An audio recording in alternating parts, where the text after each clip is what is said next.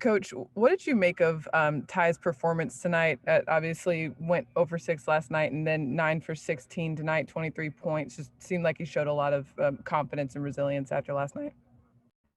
Yeah, I mean, definitely good mental toughness out of him because he didn't even play a great floor game last night for how he's played with us this season.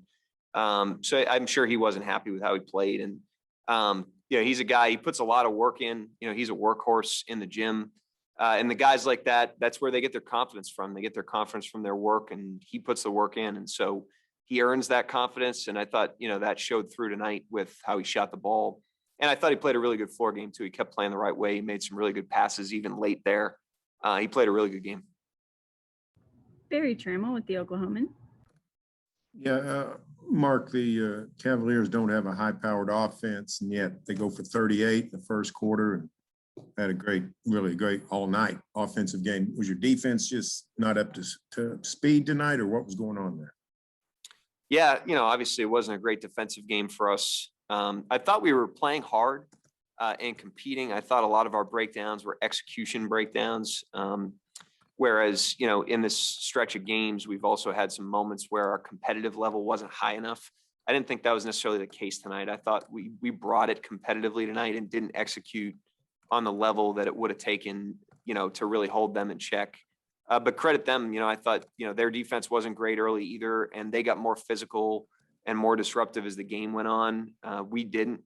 We're ending a pretty tough stretch, both from an injury standpoint and from a scheduling standpoint. And so, I thought we endured it, with our head held high, even though obviously tonight was a little ugly. And hopefully we have some reinforcements coming here with some more guys coming off of injuries pretty soon. We kind of dust ourselves off, get back up and get back to it. But, credit them, but also, I'm not disappointed in our guys' competitive spirit. I just thought we didn't execute well enough. For what you have, you've been fairly pleased with your defensive effort most of the last month or so. It's been up and down. It's been up and down. I wouldn't say consistently pleased. Right now, especially like when we're cycling in new players, we've got guys that came in from trades. We've got guys that obviously are on 10 days. The first and foremost thing that we're trying to evaluate is just like competitiveness and are they plugged into the team? That's like foundational identity type stuff. Are we competing and are we playing together? And that's gone in and out at times, but over the course of the last month or so, that's been there, and it's been there all season. And that's something that, we're trying to build right now. We're trying to build our team, and we're trying to build our individual players. And that's the foundation that we're trying to build on is those two things. And I think fairly consistently this season, we've done that. And I am pleased with that. Now the execution and the details, that probably hasn't been up, and that shows in the results of some of these games, especially on the defensive end of the floor. And we're certainly not satisfied with that, and we're going to stay at work on that. But I think undermining the level of competitiveness and the togetherness that the team's showing, I think would be unfair to them. And I think over the course of time, their body of work shows that they've done those things. Nick Gallo with Thunder Broadcasting. Hey, Mark, you had mentioned some of the execution things and just that Cleveland amped up their level as the game went on. Did you notice anything kind of around the halftime break? They went on, I think, what was a 15-0 run spanning the end of the second quarter and into the third quarter. Yeah, I mean, they obviously came out of halftime ready to go and way more so than us.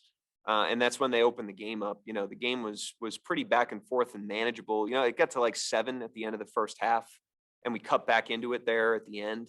And to start the second half, that's when they opened the game up, and then they sustained it and built on it as the game went on. I thought they just kind of wore us down tonight. And credit them. Like I said, I thought they played a really good game. They ran through the finish line through 48 minutes tonight. We didn't. They deserve to win. We got to learn the lessons, but we also got to get off our feet a little bit here, get a little bit healthy, dust ourselves off and get ready for another tough stretch of games coming up. Joe Masato with the Oklahoman. Mark, what did you see from Jalen tonight and just how he sort of fit in with you guys in the first few games since he's been here?